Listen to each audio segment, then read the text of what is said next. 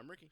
And I'm Joe, and this is Season 9, Episode 11 of the Beer and Broadband Podcast. It's slated to come out on June 29th, 2026.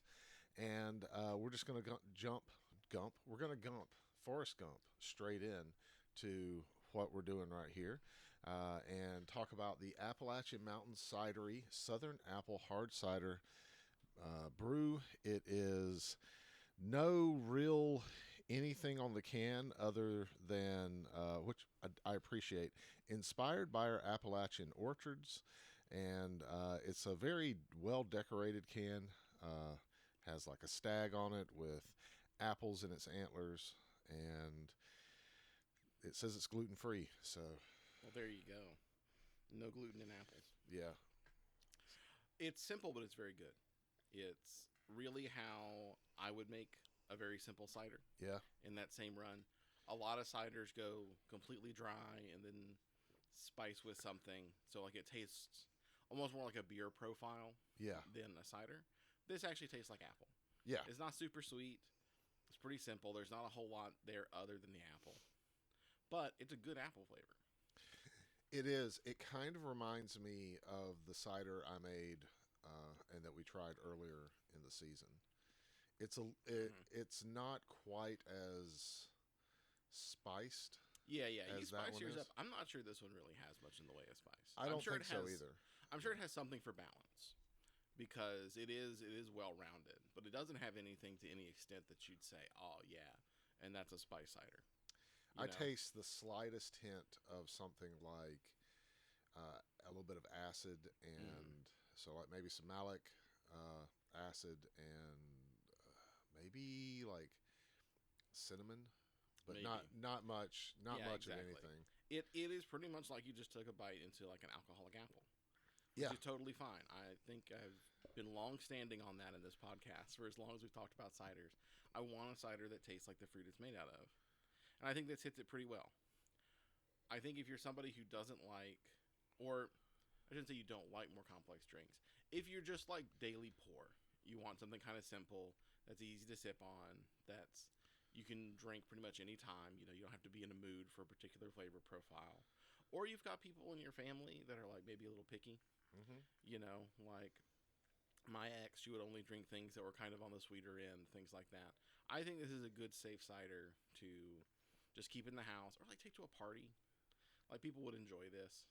It's a good drink for the people who don't want to like deal with the bitterness or the other stuff that can kind of come with beer. Like knowing what to do.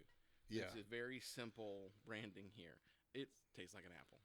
So as opposed to something like a 1911 or something like that, the 1911 ciders, I think that this one is very plain. The 1911 ciders are much more complex. They're made to be juicier. They really feel like a very juicy, sweet apple a lot of times. Yeah. This one feels like you maybe had like some Granny Smiths, some Gala apples, some more tart apples that you used in the press, because a lot of those grow up in the Appalachian Mountains, and they grow pretty well up there. So maybe that mixed with like a Macintosh or something like that to get a little bit more sweetness in there. Yeah, maybe. I see.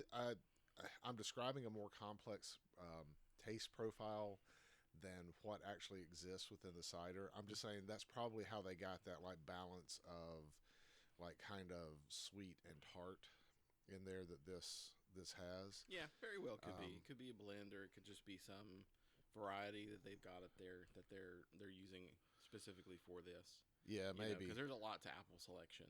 Yeah. If you're going to be like, if you're going to own an orchard and you're also going to press instead of just buying cider from like a supplier. Yeah, I don't know what they did. Yeah. Because I don't even know if they have their own orchard. They have a picture with a deer with different types of apples on. Well, that's the apple on deer. its That's where antlers. they get it from. That's the deer orchard. You have crab apples, now you got deer apples. So we'll taste it at the end to see what it's like when it Mm. warms up. I'll predict right now it's going to be fine. It's probably going to get a little bit brighter Yeah. and a little bit like it'll lose some of the tanginess, and you'll get some of those underlying like sweet notes Yeah, exactly. The out of it. sweetness will come out more. Yeah. Yeah. So let's talk about the CEO tax being equated with socialism. So Google's founder, Mm-hmm. he's not with them anymore, went on record uh, as saying that if California enacts a tax on CEOs, that is very much like socialism, and he ran away from Russia, and some of the other more socialist countries to escape that kind of redistribution of wealth. Mm-hmm. Um, I don't know what. Before I start giving my thoughts on this, what's your thoughts there? I think it's a little silly to say taxing equates to socialism. Socialism is such an extreme end of the spectrum on wealth distribution. I'll on the same side though say I don't really support a CEO tax because I think it's just another thing that can be loopholed.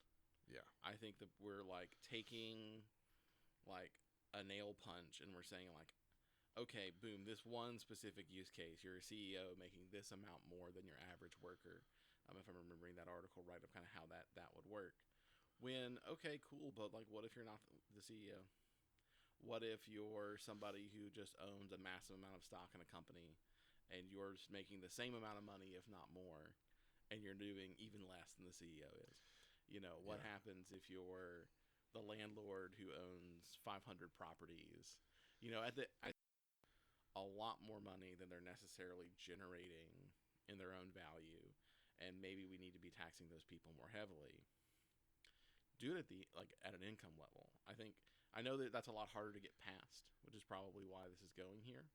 But I just know if you implement something like this, it will work maybe a year. Or really, a lot of times these have grace periods where they're yeah, like, "Hey, it's a law now, but it doesn't apply for 3 years." By the time 3 years comes around, they'll have figured out a way around it. They're not paying the CEO anymore. The CEO is the primary investor in its own, you know, company stock ETF or like something. There's always a way to get around it. But at the end of the day, what you have to be looking at is okay, how much are you worth this year compared to last year? That's how much you've grown. How do we find a way to tax that? That's consistent and that's enforceable. I think that I would love to see some sort of system like they have in, I think it's Finland or Sweden. I can't remember which country, but it's a Nordic country Mm-hmm. where your highest paid employee cannot make more than so much percent more than your lowest paid employee. Yeah, I don't know. But not Mm-hmm. for the same reason. Yeah.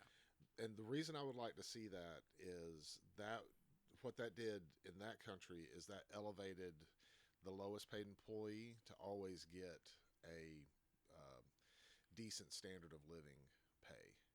And it wasn't like, you know, um, something ridiculous, like it could only be 10% more or something like Yeah. that. It was like, you could, your highest, I think it was 115% more or something Mm-hmm. like that. And don't quote me. I know I'm uh, not quoting the facts completely right, but the sentiment is I think that this is closer to that and the intention for that to happen Yeah. than just taxing the wealthy, which I also think is a problem. I This is to me more of California saying, "Hey, look, we've created loopholes that have allowed companies and very wealthy people that are the heads of these companies to not pay taxes and not buy back into the infrastructure in the area that they were in. That was fine when billionaires were leaving legacy things like libraries and rail systems and Mm-hmm. water systems and things like that. But billionaires and CEOs are not doing that anymore.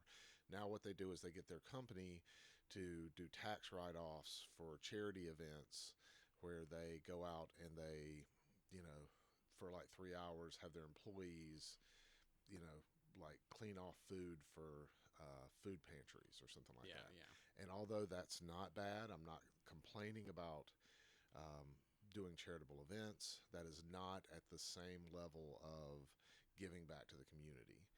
And so I see this as a way, or something like this as a way for companies to start giving back and using, those CEOs to give back. Now, I also have problems with the way that states and the government use their tax funds. Mm-hmm. Oftentimes, they use them, they squander them, they spend them on things for um, you know, the flock camera system or the other thing when they should be, buffing up the school system Yeah. or putting more into the library system, cleaning up the water system, Yeah.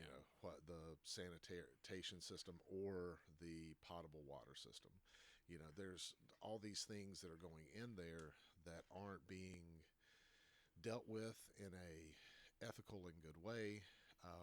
So I would like to see some of that happening. Yeah, Um, definitely. but I think what you were talking about with like looking at it as like a way to actually tax the rich and things like that, I think that's necessary too. I think both things are necessary. One, like a restriction on what you can do, you Mm-hmm. know, and then two, a tax on the wealthy to give back. And this legislation probably isn't the right call. It's a No, right yeah, move in the yeah. right direction. It's attempt at something. Yeah, Exactly. And I think that's sad in some ways because we should just be able to come together and figure out something that works. Our tax code gets more complicated every year by substantial amounts. We just need to really consolidate things down, draw a line in the sand. Tax code is at most 20 pages or something like that, right. or 50 pages. And that right now I think it's thousands. Don't quote me on it because I haven't looked it up, but I The remember it federal being tax very code scary. is huge. Yeah, And exactly. each state has like differing. Yeah, and every state has their own taxes and everything Yeah. like that. It's incredibly complex, which is what allows for this kind of, like all the holes in the spider web type of situation that you can slip through if you know what you're doing. That kind of does lead to this, imbalance of stuff because a lot of these people who are really rich don't even really operate in money. Right. They're all of their money is debt because it's debt against their assets, and debt isn't taxed. And like in a certain way, that makes sense. Nobody wants to be like, hey, I need to take out a car loan. They're like, okay, pay me 30% of your car loan as income. That's not what that needs to be there. But also, if you take out 800 million against whatever asset, maybe something should be going on there. I think I think everything you're saying is right. That we're not spending taxes well. We need to be doing more reform, and this is kind of more like a band-aid to that reform, Right. which I get. I worry with things like that because it's like this is a little specific California thing. Just like we saw all these companies moving out of Delaware and going to Texas because of the ruling on the Elon Musk compensation package. I think this is just going to shift some very basic things about just where a business is to get around it. I obviously haven't read the code for it, but this could be as simple as literally these CEOs just saying, okay, my house in California, that's my secondary home. My primary residence is now in X whatever state, Yeah. and now they're not impacted anymore. And we've put a lot of money and forward projected. I think that's the other kind of thing that gets you with these financial things is California will plan for this to bring in a certain amount of money and dedicate that money, and then if it doesn't show up, what are we going to do? Like Yeah. we're seeing some of that in New York as they're fighting back against a lot of the tax changes up there, which I think they are being pretty successful. Yeah. They're doing some great stuff up there, but it's that's kind of the problem with when you're using little band-aids like this of trying to nail down somebody with a massive amount of resources and legal teams available is they can just be like, oh, okay, well, I guess I'm just going to get up and leave to a place that's better, and because everything's all spread out anyway, it doesn't really impact the company. Yeah, In the same way. I don't think that it has anything to do with the CEO themselves and what they have. It's more to do like so that there was two things that I heard about. Hmm. One was a tax that was just on the wealthy that lived in California. Didn't matter if your primary or secondary residence was there. If you had a holding in California, you owed so much in taxes as a one-time tax, Hmm. which I think we talked about before. And then this one, I think, was on the company. So it does hit the CEO, but it's taking taxes out of what the company compensates them for. Yeah, So but you just re-register the company somewhere else. yeah, sure, but that's You know. that is what the two things were. Yeah. It wasn't so much, and I get what you're saying. It was more like if you have a holding in California, then your company, has to pay so Yeah, much in exactly. taxes. But yeah, it still just becomes the same little loop. And I'm rambling now, but I guess this is what I get up. I'm glad to see people are trying to do something. Yeah, I don't think we're actually going to make any real progress anywhere until almost at a federal level we sit down and we say, okay, this is a very consistent problem in pretty much every single area, really in the world, because we see companies sometimes even shifting the country they're housed in based on local laws like that. right. And just be like, this is an issue with kind of like wealth collection for taxes and things like that pretty much everywhere in the world. We got to figure out kind of what we're doing about this, Right. and get something that we're then ready to actually sit down and enforce with an IRS or equivalent agency that's actually prepared to enforce it. Because a lot of times that's also where some of this stuff sits, is the IRS is so poorly funded. They've got the funds to go after, me and you if our taxes are really messed up. Because we'll probably pay, because we're trying to do the right thing. And even if we don't want to pay, we've got very limited legal means. So like it's a more traditional court case. Whereas you go and try and collect from a billionaire, they'll just lock you in arbitration for 8 years. And will you win? Probably. A lot of times they do. But it's incredibly expensive. And they're generally not going after billionaires. If they're going after anybody that has a large amount of money, they're trying to go out. They're trying to use taxes to go after people like mobsters and stuff like that aren't paying taxes. Yeah, because that's kind of how there's like this whole like imbalance of we're law enforcement but we're not, and we're working with law enforcement to do these things. So they dedicate a lot of resources to that, and then they also dedicate a lot of resources to doing like mundane things like what you're talking about, where they're trying to keep the average person in line. And for the most part, there's like this big gap when it comes to like once you get over a certain amount of wealth where you're kind of ignored. Well, no, that's exactly what I'm talking about. I watched a great little documentary on exactly this topic. Yeah. And it is because of how expensive and difficult it is to go after someone if they have enough money. So like they know they could do it and they know they could probably win, but it's a twofold problem of, can we afford to pay for it until we actually ultimately win? And two, can we retain the senior individuals who have the skill set to go after a case this complex? It's really more about the latter than the former, because the state, while there is like something that's paid when it comes to that stuff, it's more like in man hours. It's not like paying like lawyers' hours. It's not quite the same. Yeah. But it still ends up being this like massive burden on the system because it ties up all those resources. Exactly. It ties with the resources, and that a lot of it is actually the funding, according to at least what I read through, is we've gone through and we've slashed IRS funding like crazy over the last decade. And now they do simply not have the money to, one, pay the senior people to actually go after things. Right. But then also to float hey, we're going to go after this guy and it's going to cost us $100 million, but we're going to hopefully get $800 million out of it. They just don't have the $100 million to do it. Yeah, but it's not like like the 100 million is a projected amount that comes from we're paying this person this amount. We have to buy this equipment to be able to do this thing. We need to pay for this sort of processing of this. Mm-hmm. It's not like they're paying that into the court system, is what I'm saying. True. Yes. Yeah. Yeah. It's so their own internal. Right. We're going to have to put together a task team, and we're going to have to Exactly. pay all these people, and we're going to have to go get additional people brought in because they sometimes do bring in outside legal counsel and things like that. It's cooperation with states of collecting everything, doing all the discovery. Yeah, it's it just becomes this like big thing that's like its own like momentum. Exactly. And the IRS never works for profit.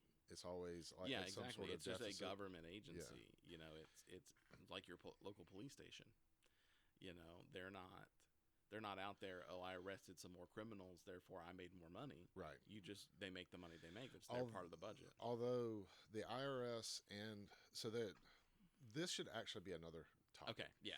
Because I have some insight in here based off of my knowledge of the system where some of that is a little bit of a falsehood, but it's not completely a falsehood. So we should I'll make that like a topic for the second half. I know, I've taken us season. way outside of the how do you feel about a CEO tax into some more philosophical. It's like, there's really a fourfold problem.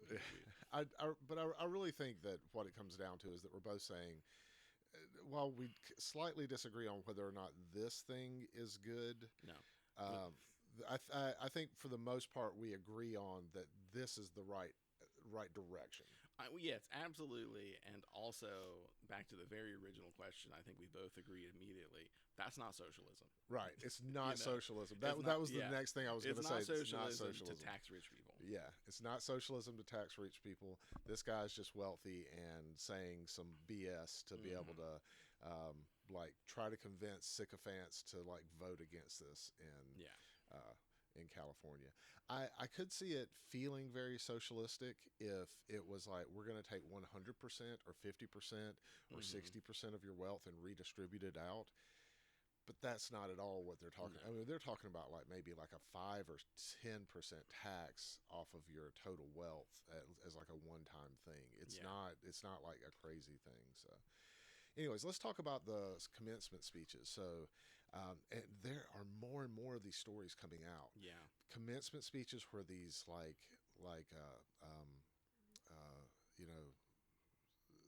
CEOs and heads of companies are going and speaking at these big colleges and talking about how AI is the future and how, blah, blah, blah, blah, blah with AI, and they are just getting booed or people are walking out.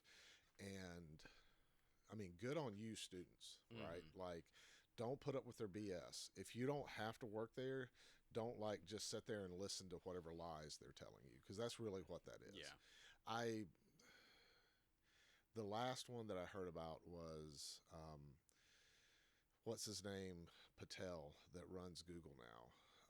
He was giving a speech. He was talking about AI, and I think it was at MIT, and just a bunch of the students just got up and left. Yeah. They didn't even get their they get their diplomas, nothing. They just in the mail. They just bolted.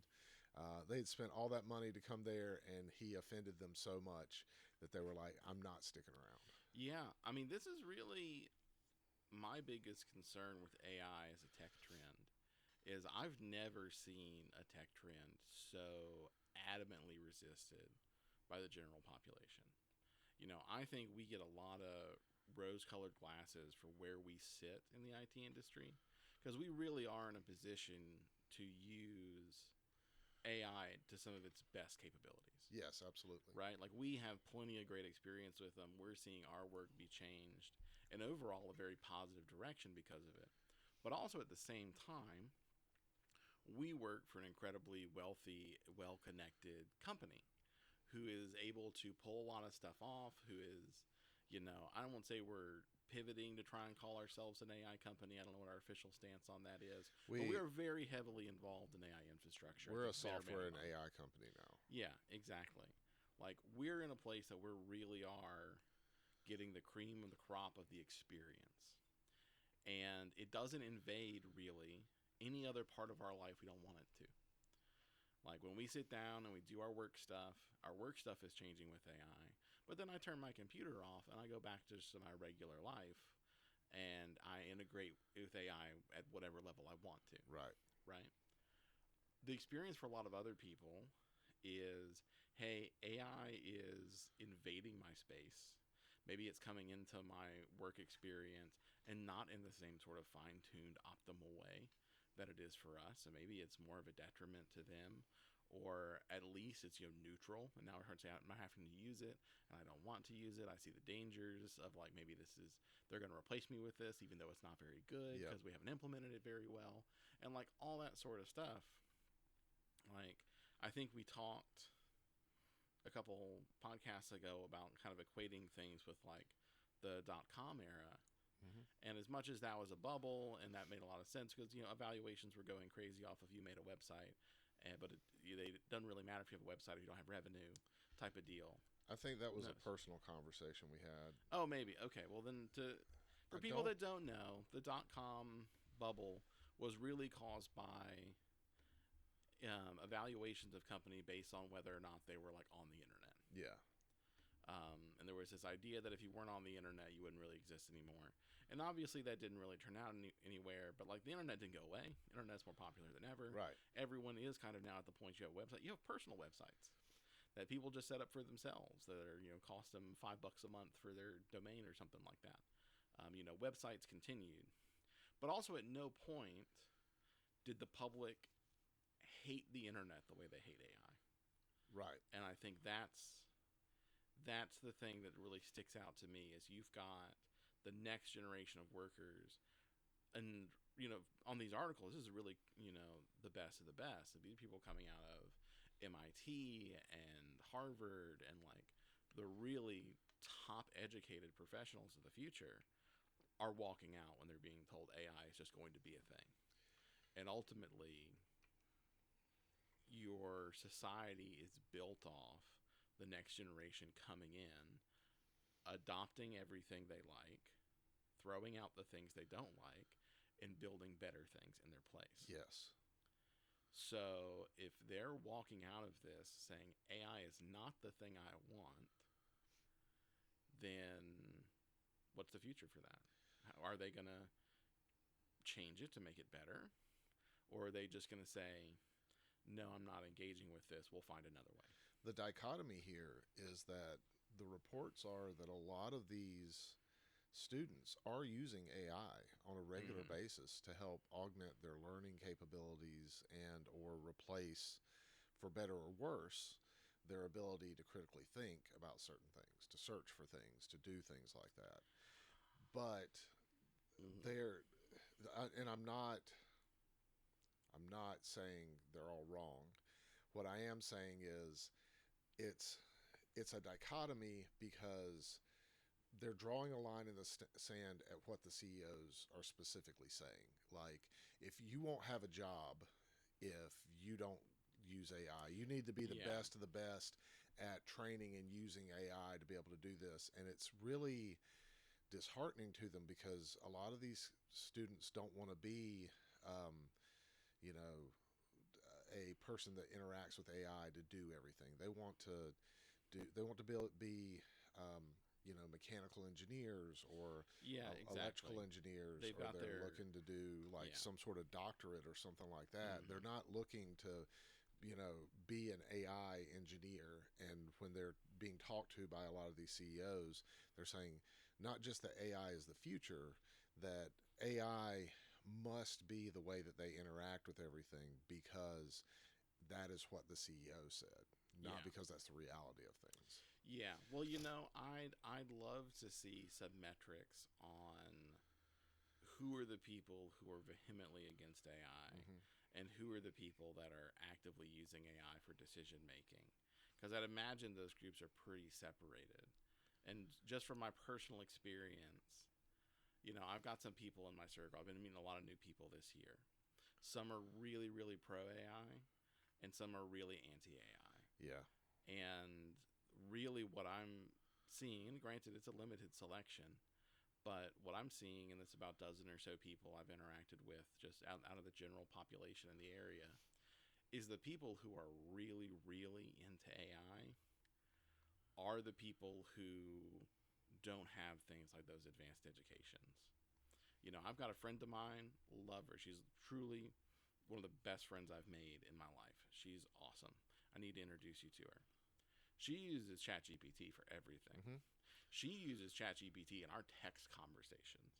If she's trying to explain something or has like a big story to tell, she'll put it in ChatGPT and summarize it and send me the summary. Gotcha. But she's kind of like in just like a hairstylist type of thing, and she makes good money, and her profession really is important. But there's not a lot of advanced decision making in her career. Right. Whereas I flip over to the people who are just like, I'm not sure, like I don't want to touch AI with anything at all. Those are the people I'm finding that have like the master's degrees, and one's a lawyer, one's like a marriage counselor, and they can see it as a tool.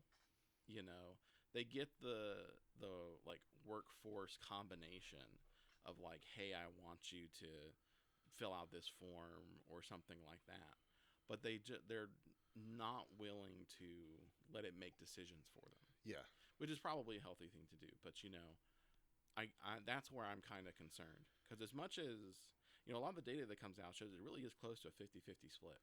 Like about half of people like AI and half of people really don't like AI.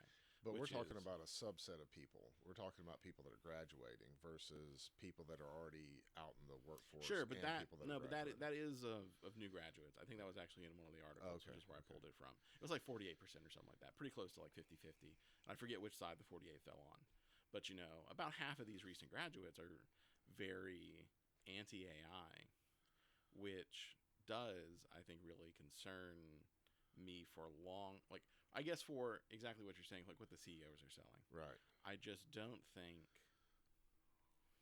in a society where the next generation's coming in, 50% of them say, hey, I'm not going to do this, or I really hate this. This is one of the worst parts of existing right now, is having to interact with this. I won't support this. That you reach that vision unless you change people's minds.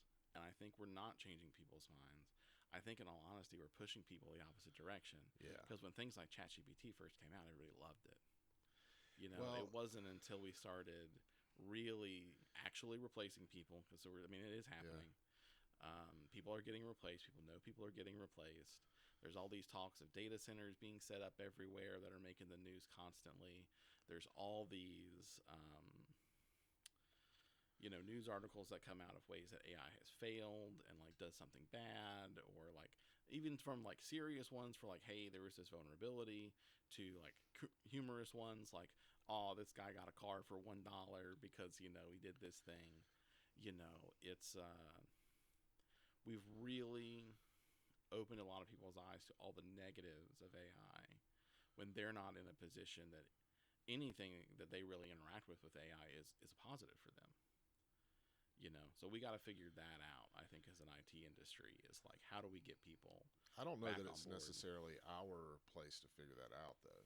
Like, no, AI as an industry, the industry has to figure out how they want to. Well, that's what I mean. Like, as an industry, I don't think that, and I think this is a slightly different topic too. So we probably should, like, noted.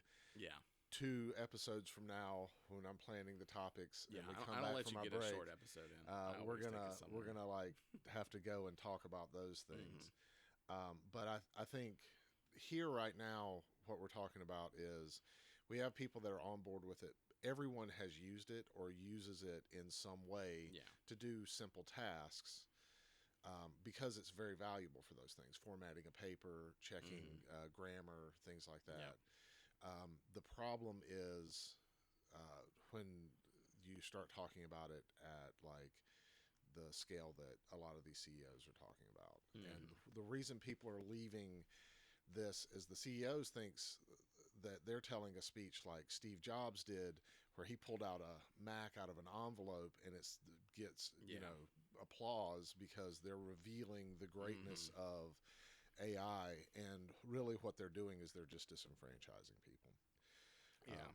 Very true. They're kind of talking to the people who will very likely be both negatively impacted as fresh professionals, and trying to sell the glory of, But this went so great when I spoke to the shareholders. Right. They loved that we were going to replace 20% of people. Yeah, all of you are not going to have jobs. It was great. You should be on Yeah. board with this. Your moms and dads will probably enjoy it. You know. But anyways, so we should drink the warmed up cider and talk a little bit about it. I'll let you go first. I've been having sips of it as it's gone along. It really does do exactly what I said Yeah, it it would. does. It gets a little bit sweeter, a little bit brighter. The acidity goes down, but you can taste a little bit more of the other stuff because it's not as cold. I'll admit, I like this one better colder. I do too. You know, it's not that it's gotten too sweet. It's just that the acidity does a lot for it. Right. So when that acidity kind of goes down a little bit, or at least in terms of how the flavor expresses, I don't think it bites me quite the same way that I want. It's not as. It's just more watery. I think is the way it feels to me on the palate. It's Yeah, not. It's I not could- got as much body. I could see that interpretation. Yeah. Yeah. So I mean, drink it warm, but probably better cold. I mean, it's definitely worth picking up. It's not a bad thing to Yeah, have it's around. a good fridge cider. I mean, it's a very safe option. Yeah. I feel like you go down the beer aisle, if you know all the terminology and stuff like that, you can pick out a beer that like 9 times out of 10 you're going to enjoy because there's so much information about them. And a lot of them list like the IBUs and things like that now. Like if you know the style you like and you know some things like that, you're good. Cider is kind of just a roll of the dice. Right. There's a lot of different ways to do an apple cider with no other information on the bottle. So like if you're looking for a safe option tonight, you know, it's whatever you're listening to this on Monday. Yeah. If you're one of those people that does their grocery shopping early in the week so you don't have to go with the crazy crowds on the weekend and you just want an easy, I know this will be good, this is a fine option. Yeah. This is a fine option. I think I got this at Wegmans, so they probably carry it most places. Yeah. Would be a good one, or at least on the East Coast. Um, anyways, thanks for listening. This has been Season 9, Episode 11 of the Beer and Broadband Podcast. It's coming out on June 29th, 2026, and we'll catch you next time.